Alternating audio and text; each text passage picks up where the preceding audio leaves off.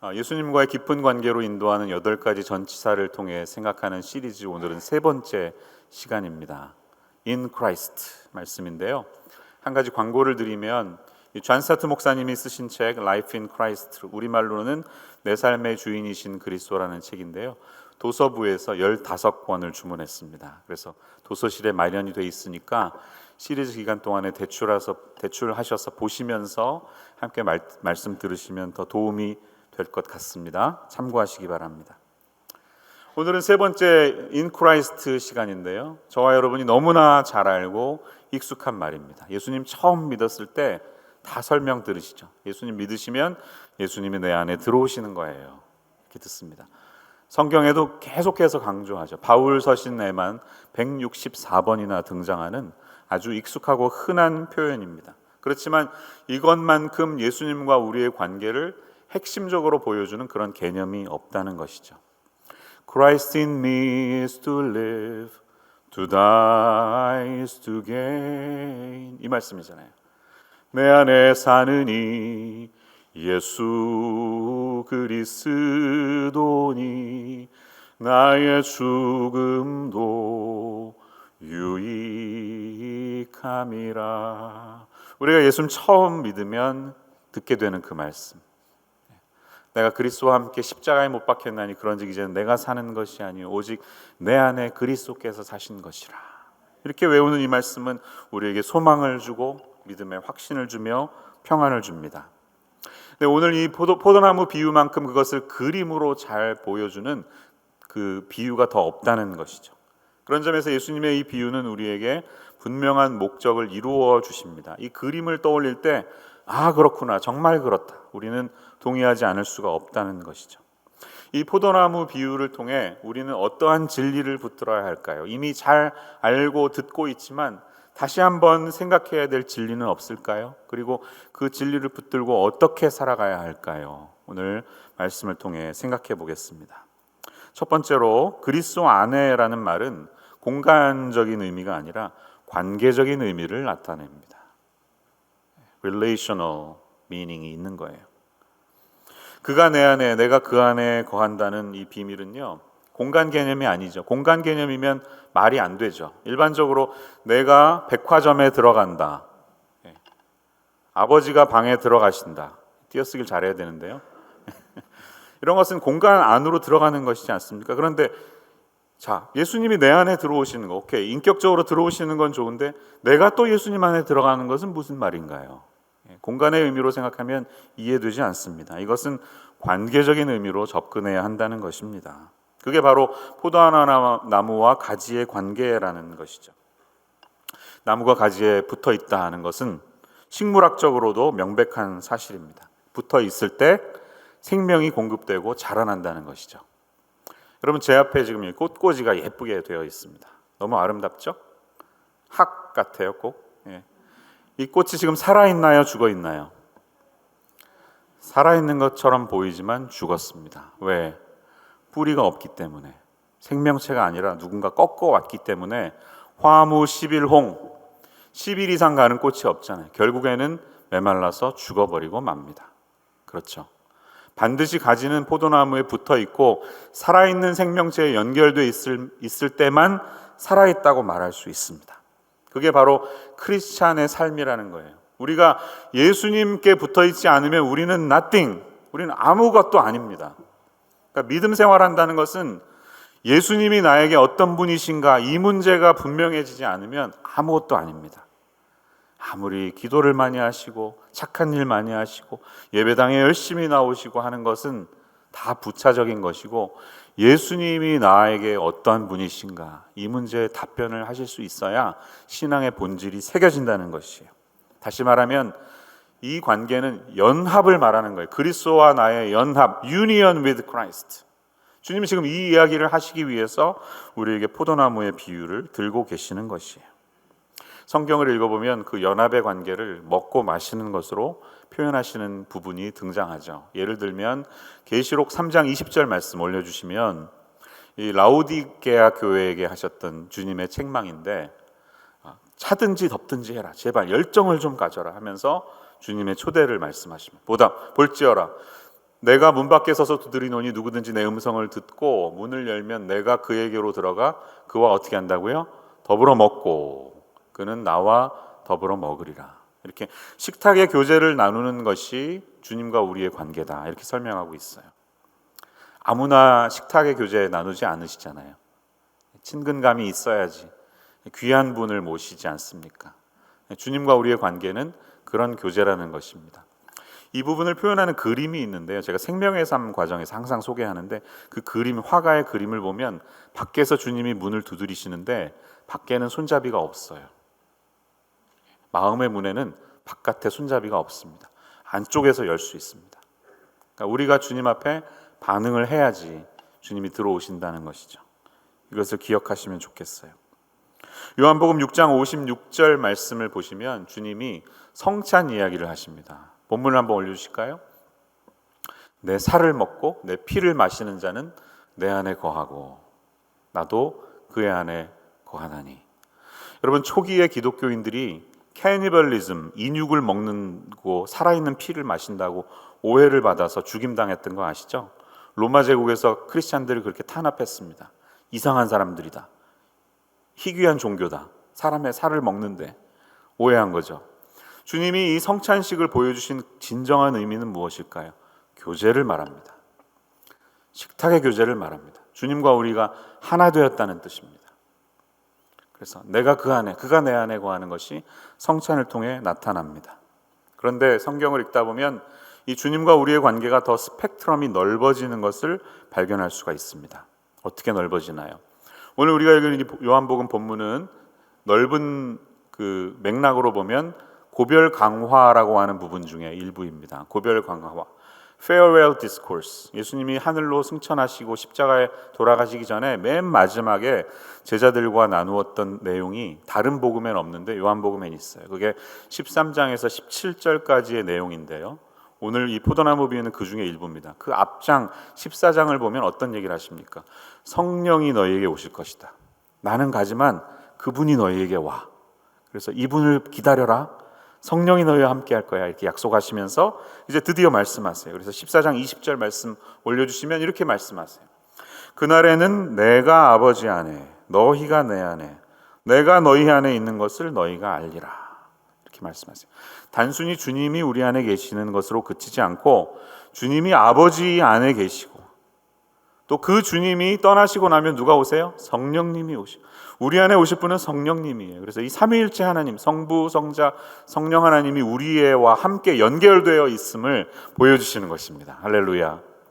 우리가 그렇게 주님 안에 연결되어 있는 이 하늘나라의 시민으로서 하나님 아버지, 예수 그리스도, 성령 안에서 연결되어 있는 우리라는 사실을 보여준다는 것이에요. 자, 이렇게 붙어 있으면 어떻게 되나요? 열매를 맺습니다. 그렇죠.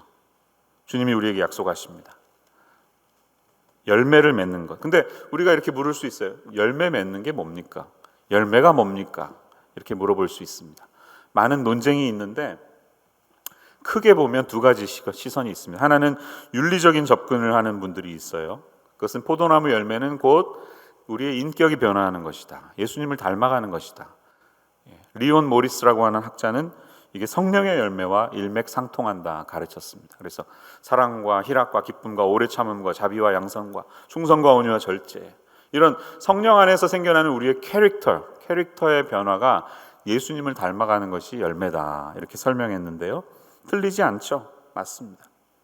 다른 접근은 선교적인 접근이 있습니다. 그러니까 복음 전도를 통해서 예수님 믿는 사람을 얻게 되는 것, 이것이 바로 열매다 라고 말하는 분들도 있는데요, 그 말도 맞습니다. 왜냐하면 15장 1절에서 8절까지 열매라는 단어가 8번 등장하고 있는데 요한복음 중간에 열매라는 단어가 또 나올 때가 있습니다. 4장 36절에 나오고 12장 24절에 등장하는데 12장 24절 한 알의 미랄이 땅에 떨어져 죽지 아니하면, 그 기억나시죠? 죽으면 많은 열매를 맺느니라, 이렇게 표현하는 것을 보면, 자, 복음 전도의 열매다, 주님을 알지 못하는 사람이 새 생명을 얻어서 구원되는 것이 열매다, 이렇게 접근하는 게 문맥적으로 또 말이 됩니다. 그러니까 두 가지 다 일리가 있습니다. 사실 어느 한 가지가 맞다고 선택하는 것은 잘못이라고 생각하고 이 전체를 다 포함한다고 보는 것이 맞습니다. 다시 말하면 열매는 하나님 안에 거하는 사람의 삶에 나타나는 부산물이에요. 바이 프로덕트.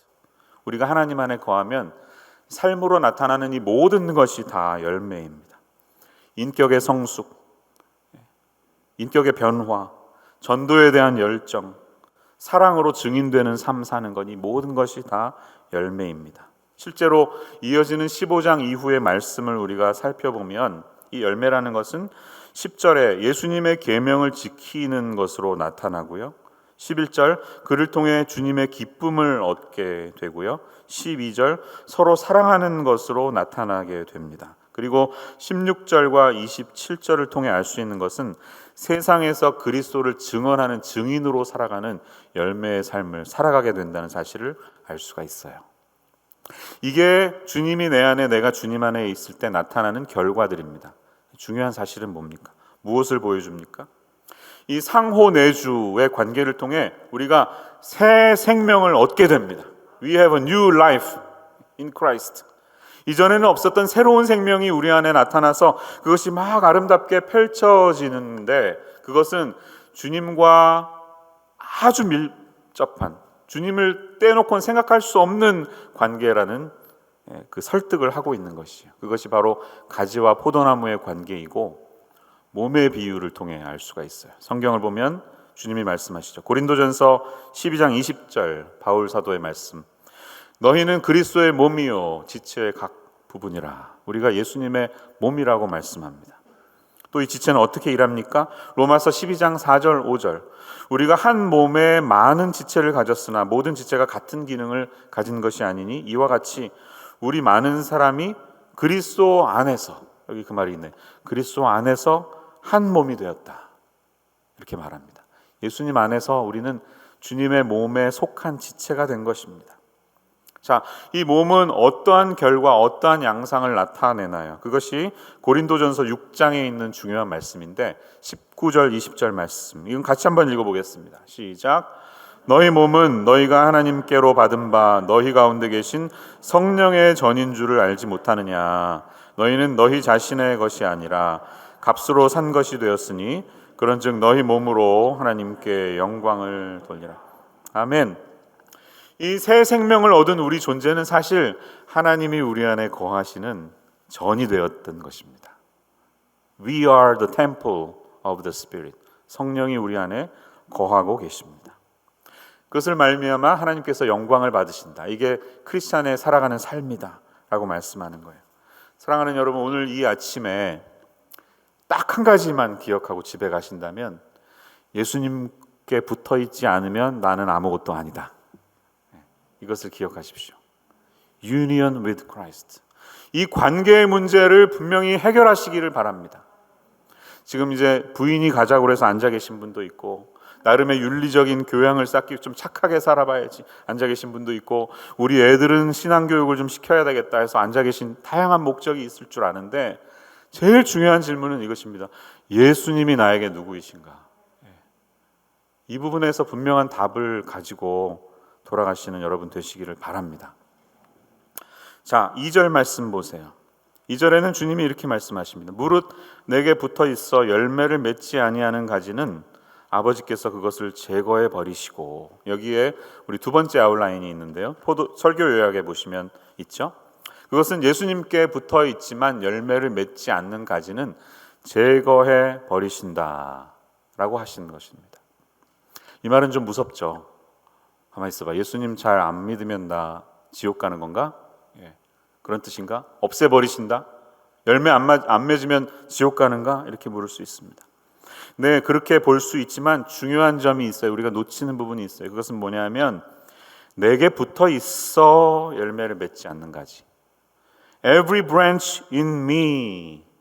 여전히 우리는 예수님 안에 붙어 있습니다. Every branch in me. 여전히 그리스도 안에 있어요.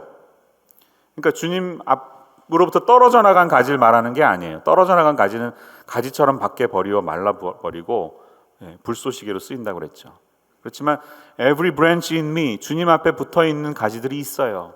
그런데 그런 가지들은 제거해 버리신다 말씀하십니다. 이게 무슨 뜻일까요? 이 여기에서 사용된 헬라어 단어가 후반에 나오는 깨끗하게 하신다는 동사와 다르다는 것을 기억하십시오. 다른 동사예요. 이 아이로라고 하는 헬라어 단어를 다시 접근하면 그것은 lift up이라는 뜻이 있어요. 들어 올린다, 집어서 올린다, 이런 뜻이 있어요. 그렇게 해석하면 이해가 되죠. 자, 상체를 구부려서 농부가 이렇게 밑에 깔려있는 가지를 들어 올려서 포도나무 위로 묶어주는 그림을 상상해 보시기 바랍니다. 이 포도나무는 덩쿨 식물입니다. 그래서 가만히 놔두면 가지를 막 땅속으로 뿌리를 땅속에 번지면서 막 가지가 뻗어가는 게 포도나무의 특성이에요. 근데 사람의 손이 닿지 않으면 열매가 맺지 않는 것이죠. 그래서 어떻게 해줘야 돼? 이 가지를 붙잡아서 끌어올려서 이 몸 쪽으로 해서 연결해 줘야 됩니다. 그래서 우리 캘리포니아에 와이너리 많잖아요. 사람이 다 만져주는 가지들이에요. 사람의 손이 안 가면 포도나무가 그렇게 될 수 없어요. 자, 그냥 놔두면 어떻게 됩니까? 밑으로 처지면서 땅 위를 기면서 자라가기 때문에 열매를 맺지 못해요. 왜 그럽니까? 먼지가 덮입니다. 그리고 비가 오면 진흙이 묻습니다. 곰팡이가 핍니다. 그러면 가지에 병이 들어서 쓸모없는 가지가 되는 것이에요. 그것을 인위적으로 만져줘서 그 먼지를 털고 물로 씻겨서 깨끗하게 해주지 않으면 자랄 수 없다는 것이에요. 지금 주님은 그 이야기를 하고 계신 것입니다. 이것은 무엇을 의미할까요? 예수님 안에 여전히 붙어 있지만 every branch in me, 열매 맺지 않는 것은 우리가 죄 가운데 사로잡혀 있음을 말합니다. 스스로의 욕심과 하나님이 원하시는 모습으로 가지 못하고 막 그냥 내 삶대로 살고 싶어서 마음대로 퍼져나가는 죄 가운데 빠져있는 모습을 가르쳐 주시는 것이에요. 그런 가지들은 주님이 어떻게 하세요? 먼지를 터십니다. 그리고 물로 깨끗하게 하세요. 여러분, 하나님께서 우리를 그 과정으로 인도하신다는 사실을 기억하십시오. 우리가 해야 될 것은 무엇일까요? 죄가 있다면 어떻게 해야 돼요? 회개해야 됩니다. 회개하십시오.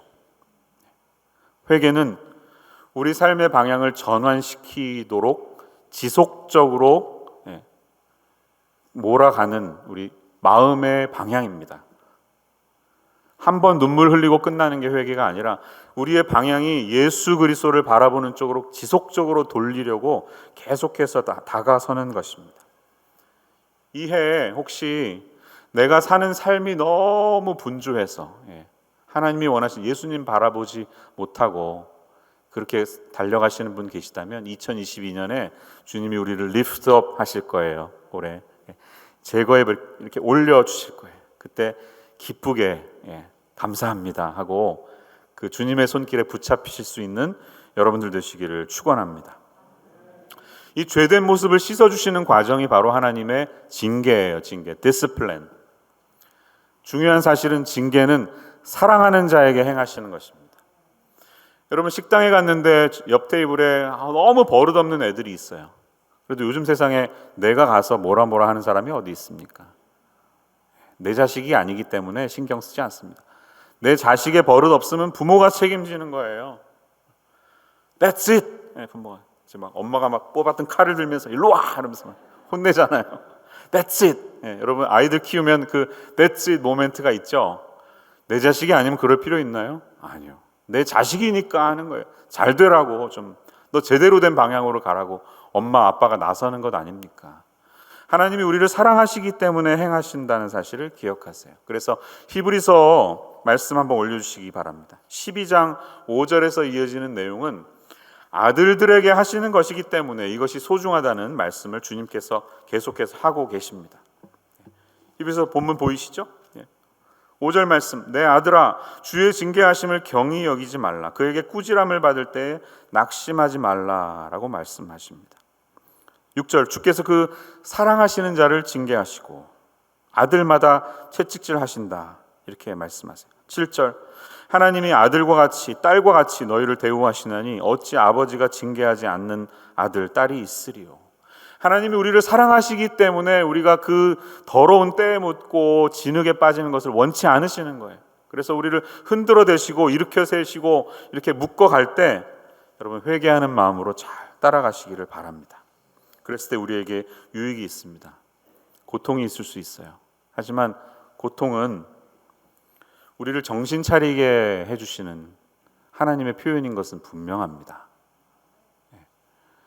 새벽 기도에 나오시는 분들 보면 가끔씩 그럴 때 있죠. 아무 문제도 없는데 저분 왜 나오셨을까 이럴 때 있습니다. 나가지고 막 울면서 부르짖는 분은 분명히 어떤 문제가 있기 때문에, 그게 우리의 본성이 그런 것 같아요.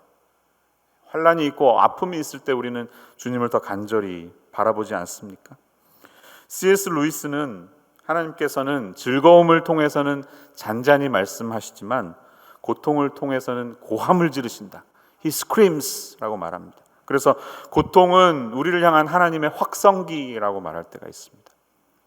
이 죄를 제거해 버리시는 과정 중에 느끼는 고통은 우리가 더 이상 열매 맺지 않고 텅 빈 바구니로 주님 앞에 가지 않도록 하나님께서 우리를 일깨우시는 사랑의 과정인 것을 언제나 기억하시는 저와 여러분 되시기를 바랍니다. 세 번째 사실은 이거예요. 예수님께 붙어서 열매를 맺는 가지는 깨끗하게 하신다는 사실이에요. 2절 후반부를 보세요. 무릇 열매를 맺는 가지는 더 열매를 맺게 하려 하여 그것을 깨끗하게 하시느니라. 그래서 어떤 번역에는 purify라고 말하죠. And he shall purify. 메시아에도 나오잖아요. 깨끗하게 하신다. 근데 사실 이 정확한 번역은 prune이라는 동사예요. 우리가 잘 알고 있는 가지치다라는 전정이라고 하나요? 한문으로는 가지치다는 말이에요. 하나님이 우리를 가지치십니다. 근데 어떤 사람에게, 이미 열매를 맺고 있는 사람에게 가지치세요. 근데 그 목적이 무엇이라고요? 더 열매를 맺게 하기 위해. 우리가 더 많은 이 아까 말씀드린 이 사랑의 열매, 믿음의 열매, 인격이, 하나님을 향한 열정이 더 영그럽게 새겨질 수 있도록 우리를 이끄시는 하나님의 인도하심이 여기 있는 것입니다. 이게 이 농부 되신 하나님 아버지의 계획이라는 것이에요. 사실 여러분, 포도나무의 목적은 열매가 아니겠습니까? 예뻐서 하는 게 아니잖아요. 송이 맺고 나면 가을, 겨울 내내 그냥 두잖아요. 열매를 맺어야 진짜 가지의 목적이 나타나는 것입니다. 우리를 향해 하나님이 원예용 가위를 들고 다가오실 때, 그러니까 너무 두려워하지 마세요. 설교를 준비하면서 제가 영상을 좀 봤어요.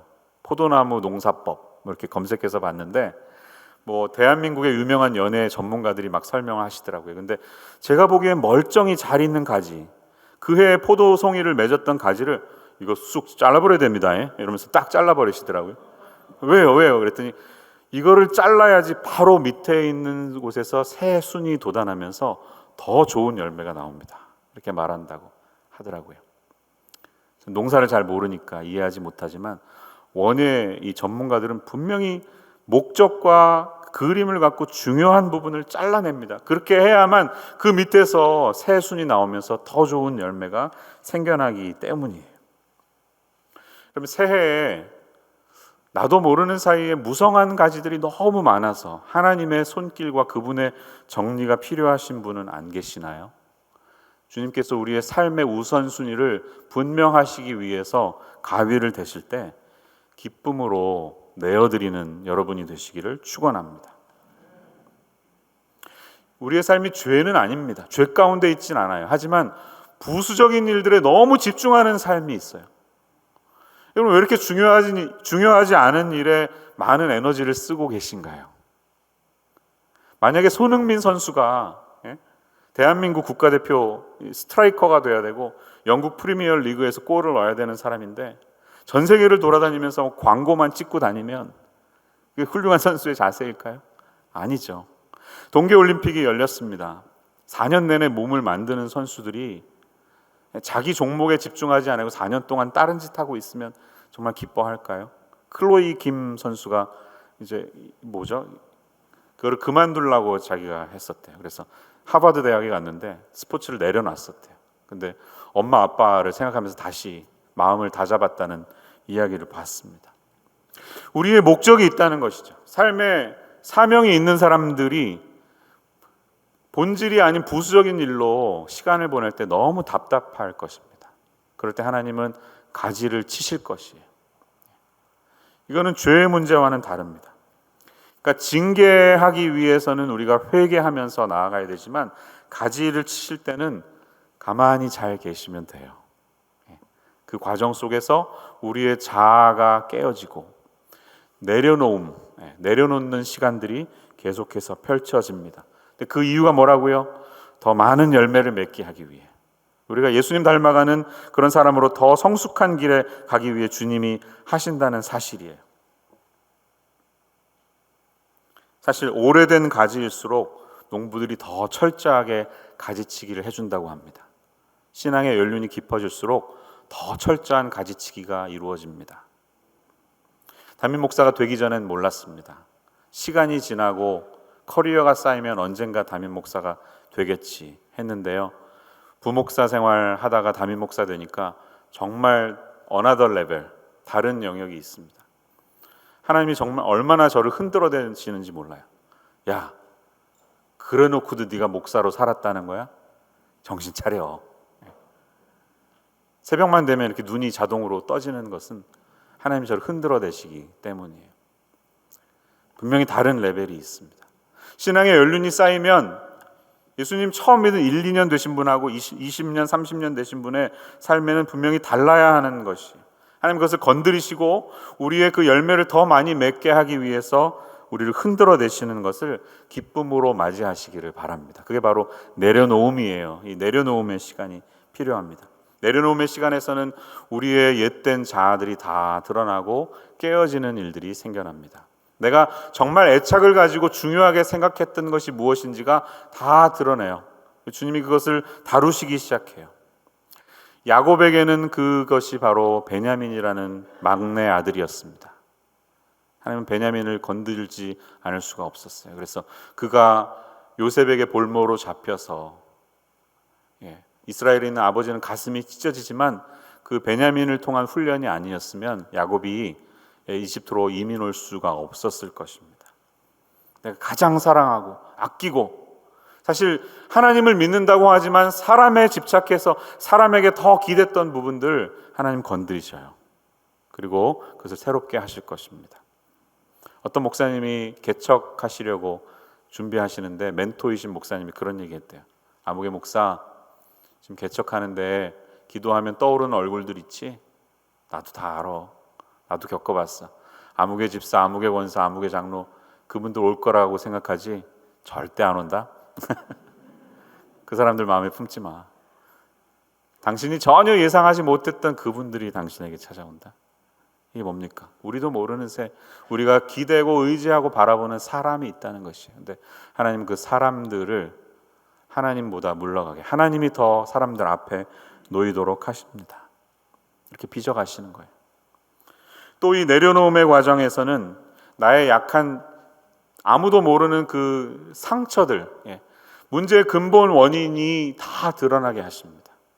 내가 이런 행동을 하고 이런 마음을 먹는 이유는 과거에 경험했던 그 한 번의 상처가 있었는데 그것을 하나님이 다스리시면서 가지를 치세요. 영화 베테랑이라는 영화 혹시 아십니까? 유아인이라는 젊은 배우와 황정민 두 분이 활약한 영화인데, 유아인은 재벌 3세, 정말 버릇없는 재벌 3세, 황정민은 베테랑 형사, 이 두 사람의 연기가 빛을 발하는 연기입니다. 아마 유아인의 짤이 기억나실 텐데, 어이가 없네, 뭐 그런 짤이 있습니다. 이게 맷돌을 가는데 이걸 잡는 손잡이가 어이인데 이게 없으면 어이가 없다 그러는 것을, 어이가 없네, 이런 짤이 유명합니다. 정말 버릇없는 재벌 3세인데요, 자기의 그 오른팔이 되어서 그를 따라다니는 유해진 배우가 그냥 뭐 온갖 고생을 다 하는데 그에게 그런 얘기를 합니다. 아니, 형도 내가 둘째 마누라한테 나왔다고 나 지금 무시하는 거야? 이렇게 유아인이 말합니다.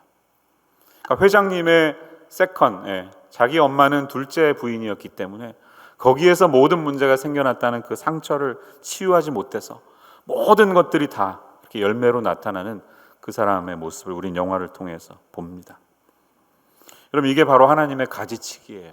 이 가지치기를 주님이 시작하실 때 아픔이 있어요. 시련이 있어요. 고통이 있어요.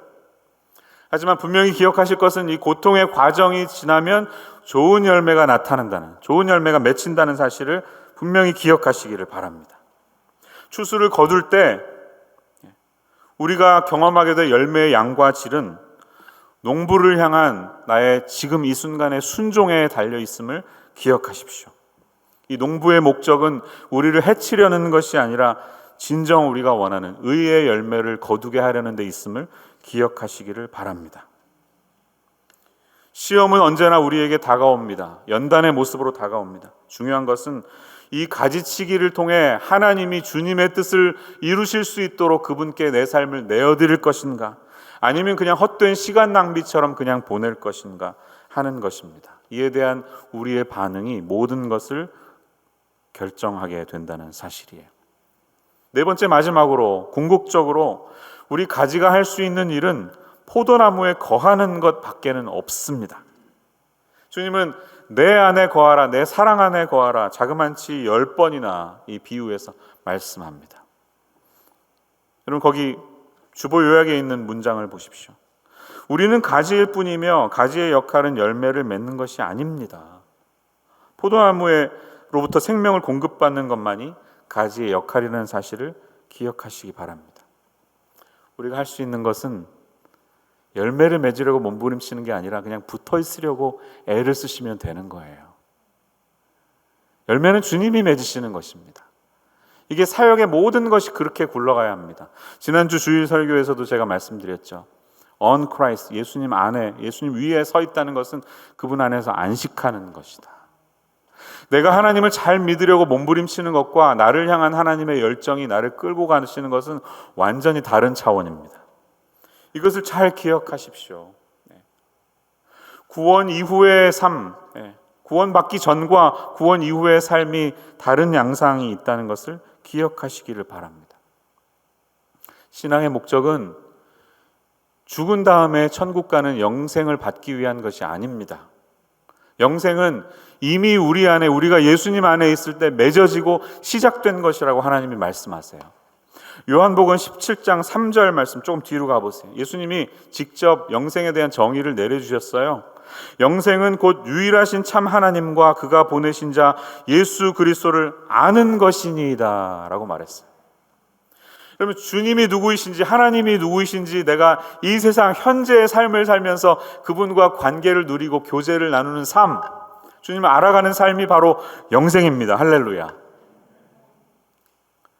그러니까 영생이라는 것은 우리가 노력해서 받는 것이 아니지만 영생으로 자라가는 것은 적극적인 과정이 있어요. 우리는 영생 안에서 자라가야 합니다. 우리의 인격의 열매가 더 예수님을 닮아가야 합니다. 우리 안에 하나님의 나라가 더 펼쳐져야 합니다. 이 땅에서 하나님의 나라의 진리들이 더 드러나야 합니다. 그게 이 땅에서 우리가 해야 될 일이에요. 은혜는 노력에 반대하는 것이 아니라 노력으로 얻는 것에 반대하는 것입니다. 은혜는 거저 주시는 하나님의 은혜죠. 그렇지만 그 은혜를 받은 사람이 해야 할 노력은 있습니다. 하나님의 사랑을 얻기 위해, 하나님의 영생을 얻기 위해 우리가 할 수 있는 것은 아무것도 없지만 영생을 주시고 하나님의 사랑을 주시면 반드시 우리의 행함, 행동을 통하여 귀한 열매들이 나타나야 합니다. 그게 구원받은 자의 증거가 되어야 하는 줄로 믿습니다. 오늘 말씀에서 우리에게 요구하시는 게 하나 있어요. 3절 말씀 보세요.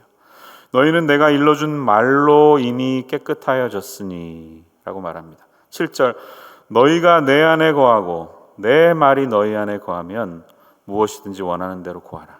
그리하면 이루리라. 이렇게 말씀하십니다. 너희가 내 안에 거하고 내 말이 너희 안에 거하면, 주님이 이렇게 말씀하세요. 예수님의 말씀, 이 성경으로 요약된 주님과 누리는 교제가 우리 안에 얼마나 풍성하게 펼쳐지고 있나요? 사랑하는 여러분, 새해에 주님의 말이, 주님의 말씀이 제 안에서 더욱더 풍성하게 일하실 수 있도록 제 삶을 내어드립니다. 이렇게 고백할 수 있는 저와 여러분의 삶이 되시기를 축원합니다. 우리 교회 기도 모임이, 예배가 더 활성화됐으면 좋겠습니다. 적어도 새벽 기도는 전체 교인의 3%는 있었으면 좋겠어요. 그게 제 바람이. 지나친 욕심입니까? 3%의 소금이 바닷물에 있을 때 바닷물이 짠 것처럼 우리 교회를 이끌어가는 기도 모임에서 적어도 3%의 성도님들은 앉아서 새벽에 나와서 정말 교회를 위해서, 세상을 위해서, 열방을 위해서 기도했으면 좋겠습니다. 요즘 새벽에 제가 느끼는 것입니다. 여러분에게 좀 도전하는 거예요. 아침에 일어나세요. 아침에 일어나세요. 눈 뜨시고 부랴부랴 막 가지가 막 땅으로 퍼지는 것처럼 그렇게 일상의 삶을 살지 마시고 주님께 집중하는 시간을 가지시기를 바랍니다. 물론 밤에 기도하셔도 돼요. 밤에도 묵상하실 수 있습니다. 그렇지만 역사적으로 보면 수많은 신앙의 열정이 있는 위인들, 신앙의 인물들의 삶에는 아침 시간에 주님과 교제하는 시간이 항상 있었습니다. 말씀 안에 거하십시오. 기도하십시오. 이 삶으로 우리가 주님 앞에서 그것 하나예요. 가지에 붙어있는 노력을 할 때 풍성한 열매를 맺어가시는 하나님의 은혜를 경험하는 이번 올해 2020년이 될 줄로 믿습니다. 성숙의 해입니다. 주님 앞에 제가 잘 붙어 있을 수 있도록 주님 저를 이끌어 주십시오. 이렇게 기도할 수 있는 저와 여러분의 삶이 되시기를 축원합니다. 기도하겠습니다. 사랑의 하나님, 저희들이 익히 잘 알고 있지만 다시 한번 말씀으로 깨우쳐 주시니 감사합니다. 나를 떠나서는 너희가 아무것도 할 수 없느니라. 이 말씀 기억하며 가지로서 할 수 있는 유일한 것인 나무에 붙어 있는 것, 그로 말미암아 생명을 공급받고 수액을 공급받는 일들이 우리의 일상의 삶 가운데 펼쳐지게 하여 주시옵소서. 예수님 이름으로 기도합니다. 아멘.